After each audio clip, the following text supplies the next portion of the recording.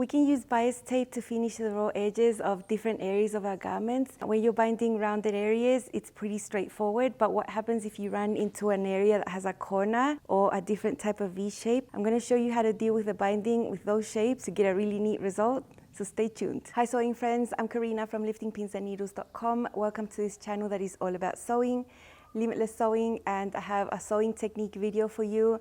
This is a general technique that you can use for a variety of garments, so it's not linked to just one pattern, but it comes in the context of me sewing a pattern that you're going to see really soon, and that is the Coda coat from Love Notions. It's a simple to sew coat that has all the edges around the neckline, the front, the bottom, everything is bound, and in this pattern you run into areas that are not rounded.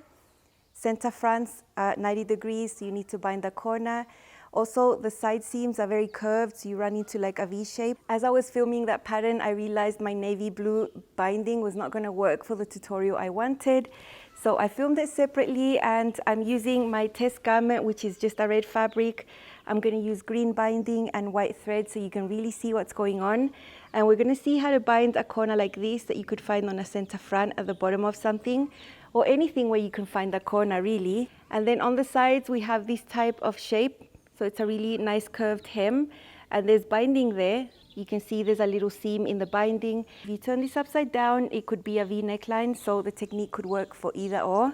Whatever V shape you find in whatever place, it's going to work. But first, let me show you the type of binding that I'm using. Before I show you these techniques, I just wanted to show you my bias tape. I made it myself. If you measure from this side to that side is 1 inch. If you fold it in half again, it would be like 1/2 inch double-sided bias tape if you buy it that way. And you need to cut really long strips on the bias that are 2 inches. So that's what you measure. I make them with this bias tape maker that has a 25 on the back. That's 25 millimeters, approximately 1 inch in imperial.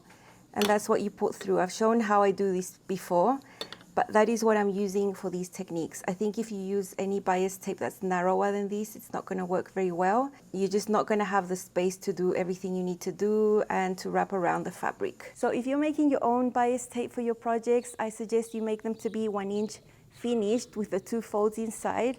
That means you cut bias strips that are 2 inches, pass them through the bias tape maker, and you'll be good. That's going to be the width that you need to cover the raw areas and do all these little techniques. If you are purchasing bias tape, make sure you purchase 1/2 inch double fold, which is basically the same as the 1 inch, only it comes folded already. For the 2 techniques I'm going to show you, we're working on the premise that we're sewing the binding on the reverse, which means you're sewing the binding on the wrong side of the fabric so it can flip over to the front, where we can top stitch and not have to worry about the back because the back's already been sewn. Let's see how to do this technique first. This is what I want to achieve. It's like a tiny little V neckline, but on the side seam and done with binding. And you're gonna get binding that's super neat and that has this shape right here. So I'm showing you this with contrast binding and thread so you can really see what I'm doing. Don't think it's too hard. It's not too hard. I'm gonna show you how I'm gonna do it. I unstitched a little bit because I had sewn all the way to the edge. So I want to leave a little bit free, 3/8. Not sewing it all the way down is gonna act like a type of snip.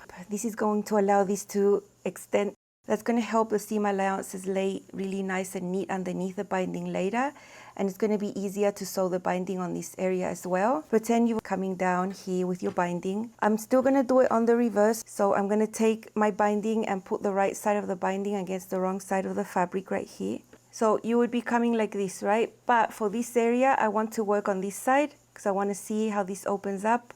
So let's just turn this around. Basically, I want the jacket on the top and the binding on the bottom. It's still the same. The binding is still right side to wrong side. And what we want to do now is just find that crease from the binding and align it right there where the stitching stopped, right at that same level. And I'm going to pin right here. Now that we have this open area, we can open this up like this. So I've pinned right there on the crease. For my binding, it's about a 3/8 seam allowance. And now I'm just going to sew like this, and I'm going to be careful to go right there where that stitching stopped and just go across. By letting that seam allowance open, it's like we've snipped it and it allows the fabric to extend almost straight. Just like when you're doing a V neckline, basically. It's just that this is on the side seam. So I'm using a light color thread so you can see here. I would suggest you shorten your stitch length for details like this. I'm using a 2.4. So in this area, I would suggest you sew like this, as you see with the binding on the bottom. You can stop and start and just sort out this section and then flip over and keep binding the same way you're doing it everywhere. I don't want to just bring the binding over like this because it might get a little bulky right there, although it is possible. I'm going to use this white chalk. So what we need to do now is fold this binding right sides together here. So I'm going to put a pin here to hold the first fold of the binding, but the second fold I want to extend it so it's neater. So I'm just going to extend all this binding. And I want to do a little triangle like this. The middle of the triangle would be around there and then the rest would be here. I loved my yellow coloring pencil dipped in water. It gives you a really good mark. That's going to be a little tiny pivot point. So you can see that from this distance to that distance, that point is right in the middle. So what I want to do now is sew from right there to there and then to there. So I'm going to draw this slanted line here and then this one here. Now with this leftover binding that I have, I want to keep that same angle and do this other one like this. It's like a little zigzag. So keeping the same shape that we have there, but just continue on this short little one like that. And this is what we want to sew now. From this fold over here, we have about 1/4 inch maximum. Take this distance, not counting this fold here, divide it in half, and that's where your dot would be. And then draw your diagonal line from here to there. And then this one you can eyeball if you want, but it's going to be sort of the same angle as there. Make sure you take these seam allowances out of the way. Make sure you start sewing right on the corner here. Sew to the dot, lift your presser foot pivot, and then sew here, and then sew there. Now right here, I'm not going to back tack. And you know, this is so little, you could hand crank it if you wanted. Okay, I'm at the dot, lift the presser foot, move the fabric to the other side.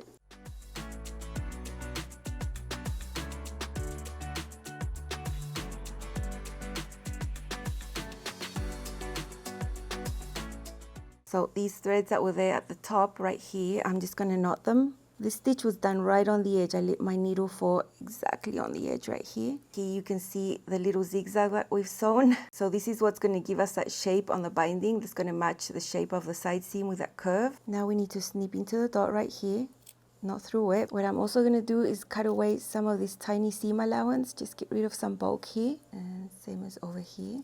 Now this is where the magic is going to happen. So I'm doing this on the reverse so I can see what I'm doing. This is the right side. First I'm going to sort out this first fold, that first crease. Just put my finger in there and fold it, and you're going to get this happening. And now you take this and you just bring it over and cover your seam like you would if you're binding any place, and you're going to get this really nice little shape here. At this stage, I would just pin my little detail in place and just keep binding the rest as per usual. I'm going to be hand basting the binding down all the way around anyway. For now, that's done. It's super neat. I love how it looks. It gives you just the right angle that you need to do this binding detail right here, and I really like it.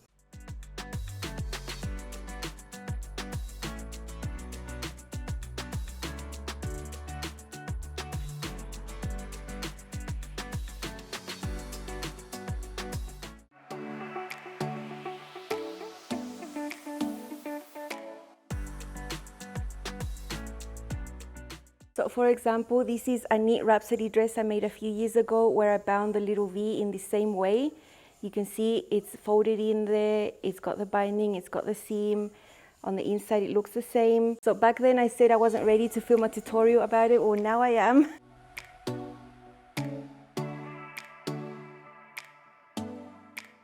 Here is a woven dress with a V neckline where I've used that same binding technique I'm going to show you on a side seam, but it's the same for a V.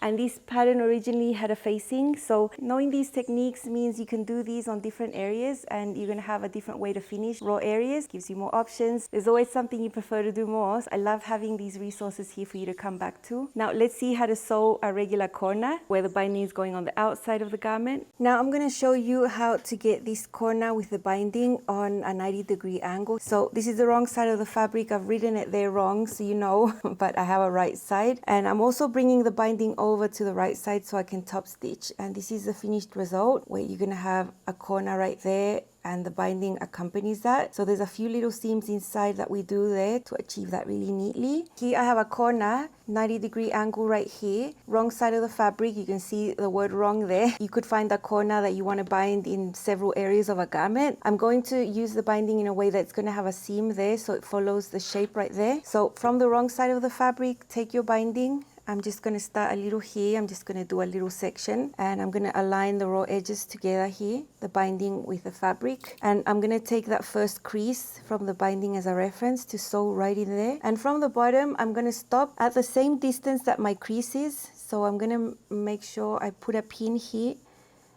If I measure this crease, it's about 3/8 of an inch. So I'm going to stop 3/8 of an inch from the bottom. You might have commercial bias tape and this might measure 1/2 inch for you. So just make sure you measure your crease and stop at that same amount from the bottom there. A short stitch length is helpful as well. And we're just going to sew right up to that mark. Now that we've sewn up to there, we have that little bit there. From where you stop, calculate about a 45-degree angle right here. And then bring this forward and have the fold of your bias tape meet the edge of the fabric right there. If you hold it firmly and you put a pin through here, I think it's easier to do the next step from this side. From this other side, it's easier to see. So I'm going to sew a little bit from here right up to there. I don't want to go past it, so I want to stop right where that stitch is. So I know for my bias tape, I'm sewing at 3/8 of an inch seam allowance because that's where the crease is on my bias tape. So I'm just going to start a little distance away. I have this pin there.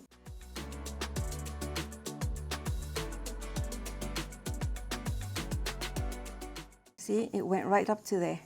So if I was binding something continuously, like this whole jacket, I would keep binding all this. I would leave this here for now. I would come back to do all this at the very end. I just think that's easier. And all you'd have to do is flip it to this side again, pick up there where you started and keep going. Remember, this is the wrong side of the fabric. It says wrong there. Fold this corner of your main fabric like this diagonally to meet the raw edges. When you do that, your binding's also going to fold. I'm just going to put a pin right here so it doesn't go anywhere. I'm going to unfold this crease so it's all extended. And this is where we're going to draw a type of zigzag. From this crease to that crease, divide that in half. Easy to eyeball that. I'm just going to do a little dot right here. From that stitch that I did, I want to do a diagonal line right up to this point right here, keeping the distance from that seam to that fold there. I want to do a dot right here in the same distance. And this is where I'm going to do another diagonal line towards this middle point. And then from here, I'm going to go diagonally to there. And on this side as well, over here. So this is how we get a type of zigzag. Two triangles, if you look at it like this, here is the fold, and your triangles go up like this. And this is now what we're going to sew. And it's going to sew out the corner really well from the inside, and it's going to turn out super neat. Now you want to take your main fabric out of the way. You don't want to sew on it, so just make sure it's not there. And a short stitch length is going to help.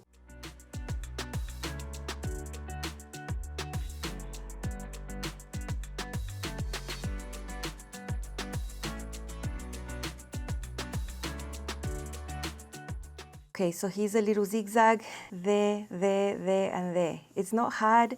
Your short stitch length is going to allow you to reach exactly at the dots that you want to without it going over. Now, this is the folded edge of the binding. We're going to snip into these little dots right here. I'm going to cut away excess fabric. You don't need the bulk. This is based on the fact that you're sewing from the wrong side. So you want your binding to come over to the front so you can top stitch where you can see. So now I've flipped it so that the right side of the fabric is showing. The wrong side is under there. So we're going to tuck this in there. You can see that point there. That's what we need to turn right sides out like this. And now there's this other fold right there, and you're gonna get your binding in a corner, and it's gonna be super neat like that. So it's still open. This is the right side of the fabric, and now this is where we would just make sure it's gonna cover that seam that we have, and voila, you're gonna have your binding finish in a corner as well with no extra bulk here, no extra bulk there. There's a seam right here. All those little zigzags just involve all the folds that the binding has. That's why they're there. And that's how you can do it, and then you can just keep binding.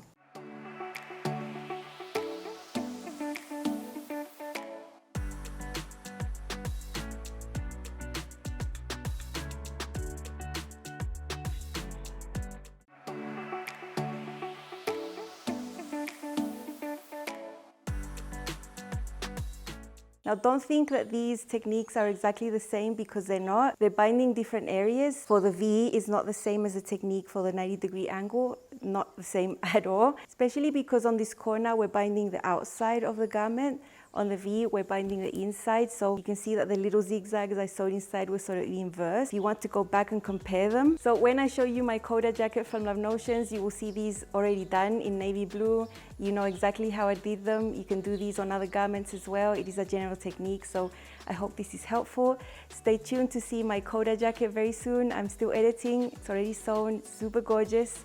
Well, according to me anyway. That's all from me. I'll see you again very soon on this channel. Bye.